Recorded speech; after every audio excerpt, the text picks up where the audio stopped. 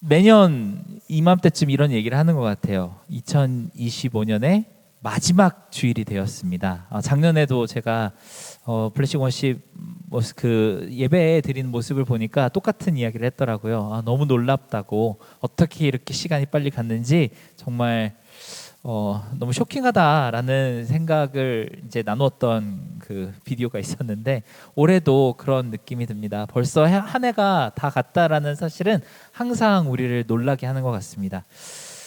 또한 항상 그렇지만 지난 2025년 한 해 동안에는 유난히 더 많은 일들이 있었고 놀라운 소식과 새로운 변화들이 있었던 것 같습니다.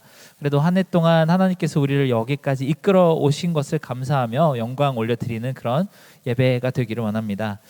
원래 우리 블레싱 예배는 지난 11월 2일까지인데요. 10계명에 대한 묵상을 해왔습니다. 그리고 그 11월 2일 날 나눴던 말씀이 살인하지 말라라는 계명이었고요.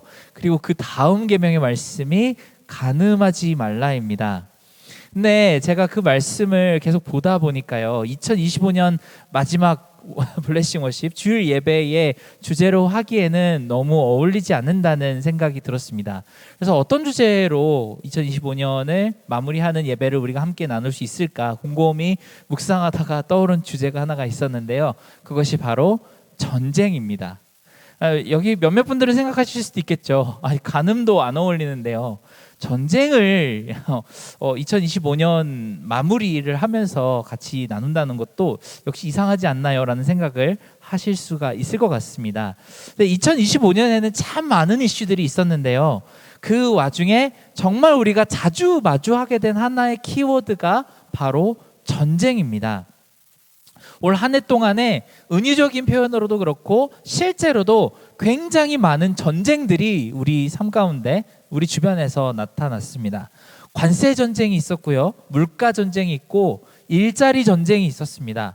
그런 경제 분야에서도 많은 전쟁이 우리를 불안하게 만들었죠. 그뿐만 아니라 이민 단속 전쟁 때문에 많은 사람들이 또 불안한 시간을 보냈던 2025년이었고, 심지어는 지난 수십 년 동안 국방부라고 불렀던 Secretary of Defense였던 정부 부처도 이름을 Secretary of War, 전쟁부라고 이름을 바꾸어서 여러 사람들이 걱정 섞인 반응을 보였던 그런 시간이 오래 있었습니다. 그리고 전 세계에서 시시때때로 정말 전쟁에 대한 이야기가 많이 들려왔습니다. 미국에 사는 우리에게 그 국내에서, 정치계에서, 사회에서, 그리고 이념적으로 수없이 많은 싸움과 갈등에 대한 이야기를 올 한 해 동안 들을 수 있었습니다. 이전에는 대부분 이런 전쟁 소식을 들을 때 우리는 우리 삶과 별 관련 없는, 밀접한 연관이 없는 그런 소식들로 들어왔는데, 특히 지난 한 해 동안 우리가 들어왔던 이 많은 전쟁들에 대한 소식은 우리 삶에도 굉장히 많은 영향이 있었습니다. 지난 시기 동안 우리는 2025년을 살아오면서 많은 위기와 전쟁의 소식들을 잘 버텨온 생존자와 같다는 생각이 듭니다. 이런 사회적으로 떠들썩했던 전쟁들 말고도 우리 삶에서 크고 작은 전쟁이 참 많았던 2025년이었죠. 유혹을 이겨내기 위한 전쟁도 많았을 것이고, 걱정과 불안에 대한 전쟁도 많이 치렀을 것이라고 생각합니다. 내 안에 작은 그 삶을 지켜내기 위한 수많은 싸움과 인내가 있었던 지난 시간이었던 것 같습니다. 저는 지난 1년을 이렇게 돌아보면서 가장 기억에 많이 남는 전쟁이 있습니다. 뭐냐면요, 여름에는 더위와 전쟁을 했었고요, 이 초겨울에는 추위와 전쟁을 했었죠. 에어컨과 히터가 있다는 것이 너무나도 당연했는데 지금까지 그걸 몰랐다가 막상 없으니까 이것 또한 전쟁이 되는구나라는 생각을 깊이 깨달았던 것 같습니다. 참 여러 가지 의미로 올 한 해는 우리 모두가 잘 견뎌봤고, 이 모든 일 가운데 그래도 하나님이 우리와 함께 하셨기 때문에 여기까지 왔구나라는 생각이 듭니다. 이렇게 우리는 매일 조금씩 전쟁과 싸움에 익숙해져 가고 있습니다. 마음을 먹는다면 이렇게 피해갈 수 있는 그런 종류의 싸움이 아니고, 우리 모두에게 주어진 그 상황 속에서, 현실 속에서든 어떻게든 부딪히고 잘 이겨나가야만 하는 그런 전쟁들이 우리 삶 속에서 늘 도사리고 있죠. 그런데 내년은 어떨까요? 올해 참 치열하게 잘 살아왔고 여러 가지 힘든 일들이 있었지만 잘 버텨왔습니다. 여러분, 내년은 올해 잘 견딘 보상들이 있고 항상 기쁘고 즐겁고 또 많은 열매들이 있는 그런 한 해가 될까요? 아니면 더 격해지는 갈등과 혼란과 어려움들이 우리를 기다리고 있을까요? 우리는 새해 인사를 건네면서 귀한 새로운 한 해, 새해 복 많이 받으시고 하나님의 은혜 축복이 넘치는 그런 귀한 한 해가 되게 해달라고 서로 덕담을 이렇게 하지만, 이성적으로 볼 때, 우리가 논리적으로 생각할 때 아마 2026년은 2025년에는 겪어보지 못했던 새로운 종류의 싸움과 많은 전쟁들이 있을 것이라는 그런 예측을 어렵지 않게 할 수 있습니다. 우리가 잘 알다시피 크리스천 신앙은 눈먼 긍정주의를 주장하지 않습니다. 그냥 굳건한 믿음만 가지고 있으면 우리 위로 총알이 다 피해가고 모든 것이 다 잘 될 거라는 everything's gonna be alright이라고 하는 그런 기독교 신앙은 우리 성경에서 발견되는 것보다 오히려 무속 신앙에 더 가깝습니다. 우리가 하나님 말씀을 자세히 집중해서 살펴보면은 희망을 주고 축복이 되는 말씀도 참 많지만 그보다 더 많은 말씀이 경고와 앞으로 다가올 시험에 대한 말씀을 우리에게 예언으로 건네줍니다. 구약의 선지자들도 그렇고 심지어 신약에 있는 예수님도 다가올 미래에 대해서 항상 밝고 희망찬 소식만을 전하시지는 않습니다. 언젠가 오게 될 영원한 기쁨 직전에는 반드시 커다란 전쟁과 어려움이 있을 거라고 말씀하십니다. 그래서 우리가 크리스천으로서 평화와 축복에 대한 대비보다 더 먼저 마음속에 준비해야 할 것이 바로 전쟁에 대한 대비입니다. 우리는 2026년이라는 시간 동안 이전보다 훨씬 더 복잡한 새로운 많은 시험과 전쟁이 있을 것이라는 사실을 마음속으로 어느 정도는 인정하고 대비하는 마음을 가지는 것이 훨씬 안전할 것 같습니다. 앞으로 항상 좋은 일만 있을 거라고 무작정 긍정회로를 돌리는 것보다는 앞으로는 더 신앙 지키기 힘들고 더 중요한 가치들을 우리가 주장할 때에 이제까지 없었던 싸움을 싸우게 될 것이라는 준비하는 것이 더 지혜로운 선택일 것입니다. 그래서 2025년 마지막 블레싱 예배에서 다루기에는 다소 부정적일 수 있겠지만 꼭 필요한 이 전쟁이라고 하는 주제를 다루어 보도록 하겠습니다. 아마 성경 말씀 전체에서 전쟁에 대한 말씀 중에 가장 유명한 한마디 말씀이 바로 오늘 9절에 나오는 이 말씀일 것입니다. 이 말씀은 다윗이 골리앗과 싸우기 직전에 골리앗에게 한 말인데요. 이스라엘 군대를 그리고 하나님을 모욕하고 있는 이 골리앗을 향해서 다윗이 패기롭게 던진 말이 바로 오늘의 말씀입니다.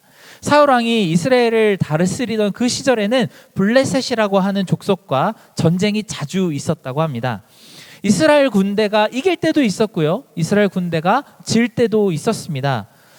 한 번 이기면 한 번 지고 이런 옥신각신하는 상황이 자주 있었던 것으로 보입니다. 그런데 어느 날 상황이 갑자기 반전이 됩니다. 쳐다도 보기 무서울 만큼 커다란 골리앗이라고 하는 거인이 등장한 것입니다. 그는 이스라엘 군대형을 향해서 날마다 소리를 지르면서 도발을 했고, 애석하게도 이 골리앗을 상대할 만한 용사가 이스라엘 군영 가운데는 없었다고 합니다. 사울 왕은 이 거인을 물리치는 사람에게 정말 자기 딸도 주고 포상도 많이 주고 세금까지 완전히 면해주겠다는 약속을 합니다. 그런데 우리가 잘 아는 것처럼 이 전쟁터에는 그와 맞서 싸울 수 있는 사람이 없습니다. 그렇게 한참 시간을 지나고 나니까 전쟁터에 있는 형들에게 음식을 가져다 주러 왔던 이 다윗이 이 광경을 보고 골리앗과 자기가 싸우겠다고 합니다. 그리고 우리가 잘 알다시피 물맷돌 한 방에 놀라운 승리를 거두고 돌아오게 되죠. 그 과정 가운데 나온 말이 바로 전쟁은 칼과 창으로 하는 것이 아니고 오직 전쟁은 여호와께 속한 것이다 라는 말을 선포하게 됩니다. 우리는 이 말씀을 기도할 때나 아니면 찬양을 할 때 굉장히 자주 사용하죠. 아주 어려운 일이 눈앞에 있을 때, 특별히 우리가 감당하기 힘든 시험을 통과할 때 전쟁은 하나님께 있으니 모든 이 어려움을 다 주님께 맡겨드립니다 라고 고백하며 기도할 때가 많을 것입니다. 그렇게 기도하고 나면은 우리 마음은 굉장히 평안해지죠. 하나님께서 굉장한 능력으로 우리 문제를 다 넉넉히 이겨주실 거라고 생각하는 그런 마음이 들게 됩니다. 눈앞에 어떤 솔루션이 갑자기 떠올라서가 아니라 하나님께서 알아서 잘 해주시겠지라는 그런 믿음을 가지게 되죠. 그래서 혹여 우리가 만약에 다윗처럼 물맷돌을 이렇게 던져야 하더라도, 만약에 물맷돌이 뒤로 날아가도 마치 유도탄처럼 다시 앞으로 골리앗을 향해 날아갈 것 같은 그런 애매한 기대를 하게 됩니다. 만약에 우리가 전쟁은 하나님께 속하였습니다라고 말할 때 생각하는 그런 기대감이 이런 것이라면 우리는 이 말씀을 조금 더 깊이 생각해 볼 필요가 있습니다. 엄밀히 말해서 우리가 해결하기 어려운 삶의 문제들을 하나님께서 기적적인 방법으로 해결해 주신다거나 아니면 우리가 원하는 것을 딱 맞는 타이밍을 주실 때, 그럴 때 이 표현을 쓰는 말이라면은 우리는 하나님을 섬기는 것이라고 하기가 어렵겠죠. 하나님이 우리를 섬겨주시기를 바라는 마음이 아닌가 고민해봐야 할 것입니다. 다윗을 보면요, 성경이 이렇게 표현합니다. 얼굴이 붉고 용모가 아름다운 소년이라고 합니다. 그 소년이 굳이 골맹이를 골라 담고 골리앗 앞으로 나가야만 하는 이유가 뭐였을까요? 다윗이 봤을 때 골리앗을 쓱 보니까 좀 만만해 보이고 싸우면 이길 수 있을 것 같아서 도전을 한 것은 전혀 아닐 것입니다. 그 거인과 싸워서 이기는 것은 좀 어렵겠지만 그래도 포상이 왕의 딸과 결혼을 할 수도 있고 아니면 많은 돈을 받을 수도 있고 세금도 면제받을 수 있을 것 같아서 그 보상을 보고 골리앗과 싸우러 나아갔던 것 또한 전혀 아니었을 것입니다. 그럼 도대체 다윗은 왜 골리앗을 상대로 나는 싸워야겠다라는 마음을 먹게 된 것일까요? 우리는 이 다윗의 마음을 가장 먼저 주의 깊게 살펴봐야 합니다. 다윗이 나갔던 이유는 이 전쟁이 다윗의 전쟁이 아니라 하나님의 전쟁이었기 때문입니다. 다윗은 원래 싸울 생각이 전혀 없었습니다.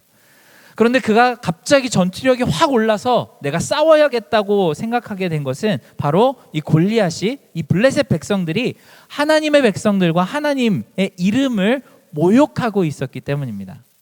이 전투에 이길 수 있을지 없을지 승산에 대한 관심은 전혀 없습니다. 그리고 이 싸움을 이기고 나면 나한테 어떤 보상이 있을 거라는 기대가 있어서 나간 것은 아니겠죠. 다윗에게는 이 골리앗을 쓰러뜨리는 것이 자기 싸움이 아니라 하나님을 위한 싸움이었기 때문에 그 의분을 가지고 뛰어나간 것으로 우리는 볼 수 있습니다.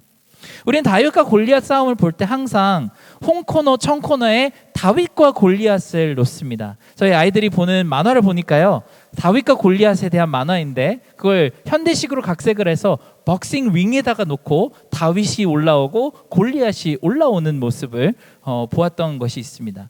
그런데 사실 실상은 다릅니다. 홍코너에 골리앗이 올라왔다면 청코너에는 하나님이 올라오셨습니다. 이 싸움은 하나님과 블레셋의 싸움이었던 것이죠. 다윗은 하나님이 사용하셨던 도구에 불과합니다. 우리는 다윗이 작은 체구에도 불구하고 용감하게 맞서서 골리앗을 이겼다라고 생각하지만 사실 골리앗이 겁도 없이 하나님한테 덤볐다가 가장 치욕적인 방식으로 패배한 사건이 바로 다윗과 골리앗의 전쟁입니다. 이스라엘 군에서 가장 강하고 뛰어난 챔피언이 나와서 역사의 길이 남을 전투를 통해서 아깝게 패배한 것이 아니라 그 전장에서 가장 약하고 가장 작은 어린아이한테 칼 한 번 휘둘러 보지 못하고 돌 맞아서 끔살당한 졸전이죠. 이 싸움에 이런 결과가 있었던 이유는 다윗의 전쟁이었기 때문이 아니라 하나님의 전쟁이었기 때문에 하나님이 직접 다윗이라고 하는 가장 작은 어린 아이를 사용하셔서 싸워 이기신 전투였기 때문에 일어난 일입니다. 우리는 많은 삶의 전투 가운데서 하나님의 이름을 부르죠. 그런데 엄밀히 한번 생각해 보겠습니다.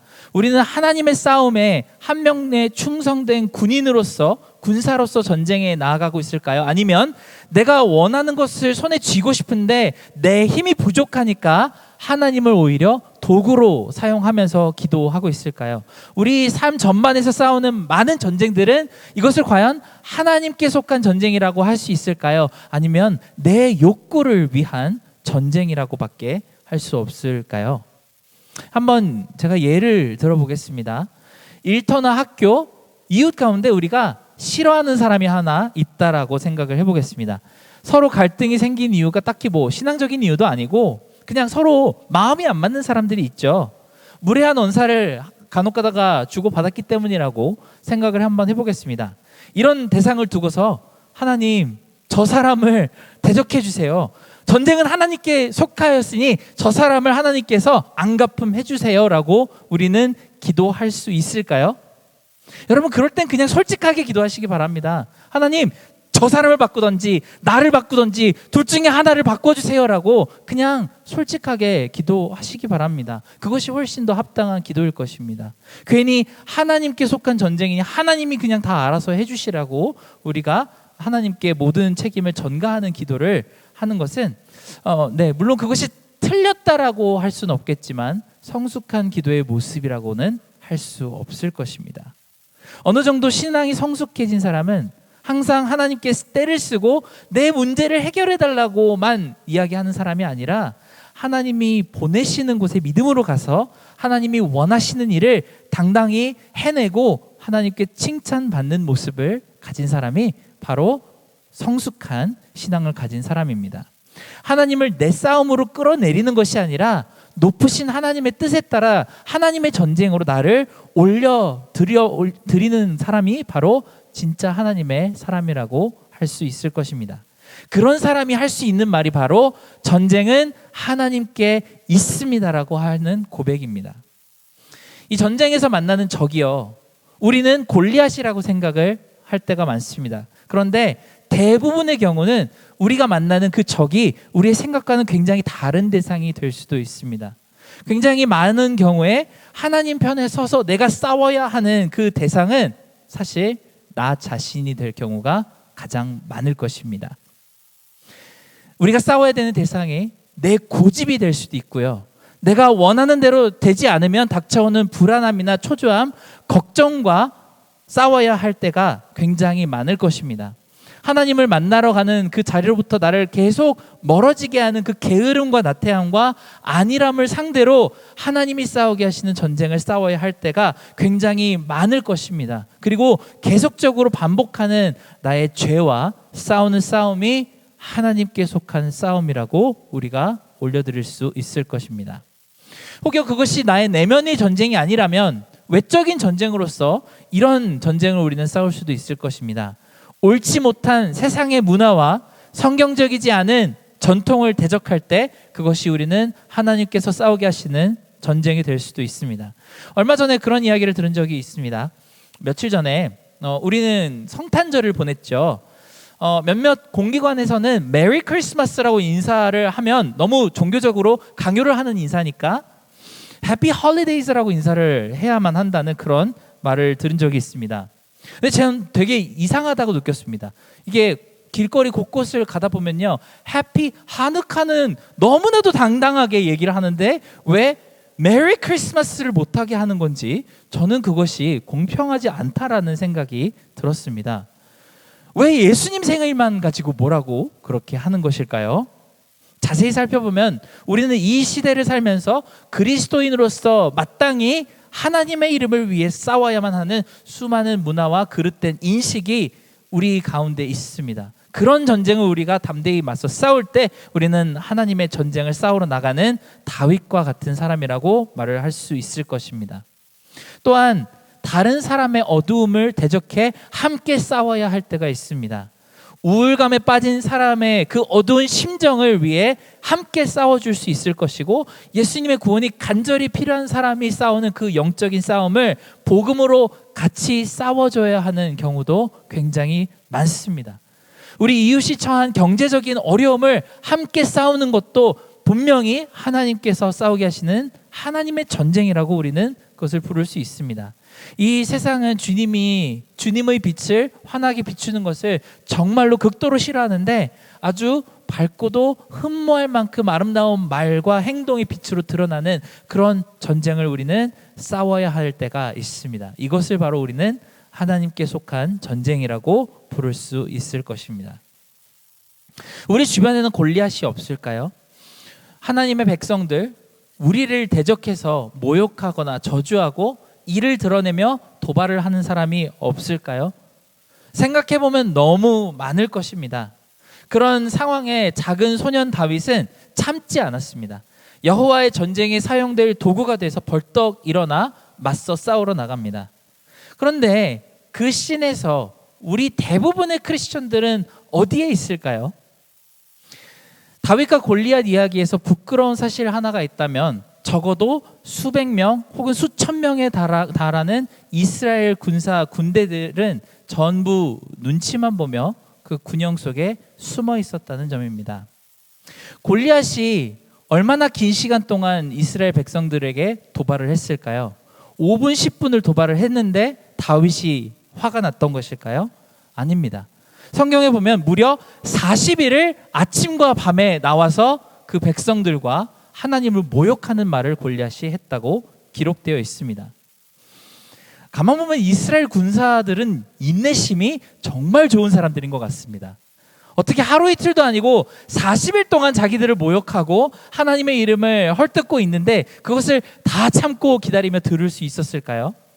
근데 다윗은 그 말을 듣자마자, 인식이 되자마자 분을 내며 뛰어나갔는데 나머지 수백 명의 군사들은 그것을 마치 못 들은 것처럼, 마치 그 커다란 거인을 보지 못한 것처럼 외면하는 행동을 했습니다. 이 우유부단한 군사들의 모습 속에 우리가 있지 않을까요? 누군가 나가서 하나님의 전쟁을 앞서 나가 싸워준다고 한다면, 내가 아니라 누군가가 앞에 나가준다면 그를 위해서 박수 쳐줄 용기는 있지만 굳이 내가 나가서 싸우거나 너무 부담스러운 리스크를 나는 지고 싶어 하지 않는 그런 모습이 우리 속에 있지 않을까 합니다. 하지만 하나님께서 우리 삶 가운데 반드시 싸워야만 하는 그 대상을 눈에 보여주신다면, 하나님의 마음과 복음에 대적하는 상대가 있다고 한다면 각 상황에 맞게 놀라운 힘을 주시는 하나님의 능력으로 한번 당당하게 맞서서 싸워 보시기 바랍니다. 고작 사람이 어떻게 우리를 할 수 없다고 말씀하십니다. 여기서 한 가지 의문이 들 수가 있죠.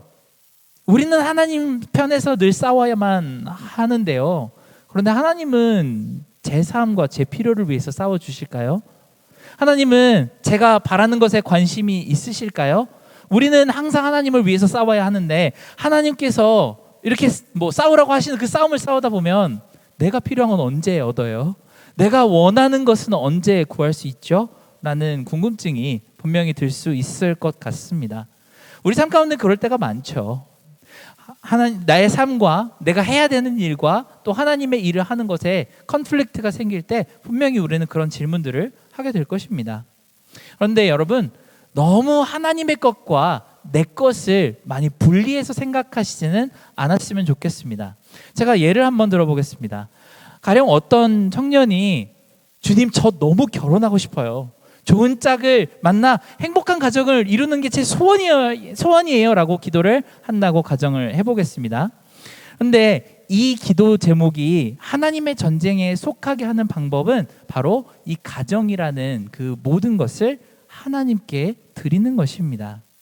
그저 내가 예쁘고 잘생기고 아니면 돈 되게 잘 벌고 성격도 너무 좋은 사람을 만나서 결혼을 하게 된다면 그것은 무엇을 하려고 그렇게 하는 것이죠? 여기저기 데리고 다니면서 이 사람이 내 남편이에요. 이 사람이 제 아내예요. 얼마나 나한테 잘해주는지 몰라요. 돈을 얼마나 많이 잘 벌었는지 몰라요. 이런 자랑을 하려고 결혼을 하게 된다면 그것을 굳이 하나님이 들어주셔야만 할 이유가 무엇이 있을까요? 거의 없겠죠. 그런데 하나님이 기뻐하시는 가정이 되도록 이 가정을 통째로 하나님께 드리려고 나는 가정이 필요합니다라고 그렇게 기도하게 된다면 어떨까요? 다른 사람이 보기에 부러운 가정이 아니라 정말 작은 교회이자 작은 천국이 되는 가정으로 하나님께 드리고 싶어서 태어나는 자녀들을 철저히 하나님 백성 되도록 가르치려고 그렇게 하나님께 구하는 가정이 된다면 아마 하나님의 전쟁이 바로 그 가정 가운데 임하게 될 것 같습니다.